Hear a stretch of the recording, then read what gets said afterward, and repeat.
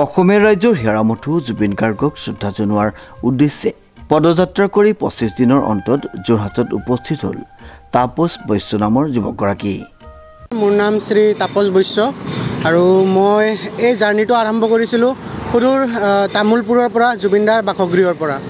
আপুনি গছপুলি যিহেতু ৰুইছে ক'ত ৰুইছে আপুনি? হয়, মই গছপুলি যিহেতু জুবিনদাই কৈ গৈছিল য'ত নাহৰ আছে তাত মই আছোঁ, গতিকে মই যিমানখিনি পাৰোঁ স্কুল, কলেজ, মন্দিৰ, মছজিদ আৰু কাৰোবাই যদি এনেকৈ ভাল জেগাত চোৱা চিতা কৰে তাৰ কাৰণে মই কাৰোবাক এনেকৈ হাততো দি আছোঁ আৰু বিশেষকৈ স্কুল, কলেজ, মন্দিৰ, মছজিদত ৰুই আছোঁ। আপুনি কেতিয়াৰ পৰা আৰম্ভ কৰিছে? হয়, এই জাৰ্নিটো মই 26 অক্টোবৰৰ পৰা আৰম্ভ কৰিছিলোঁ।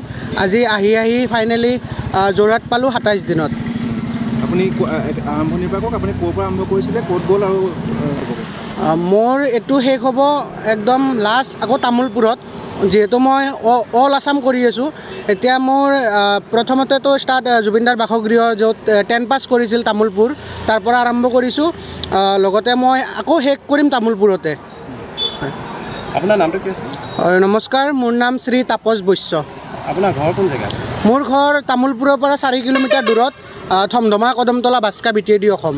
উল্লেখযোগ্য যে তামোলপুৰৰ পৰা পদযাত্ৰা কৰাৰ লগতে কেইবাঠাইতো নাহৰ পুলি ৰোপণ কৰি বৰ্তমান যোৰহাট আহি উপস্থিত হ'লি তাপস বৈশ্য।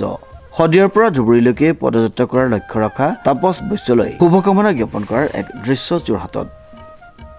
শ্ৰীমন্ত মাধৱ বৰুৱাৰ ৰিপৰ্ট, নিউজ নাও।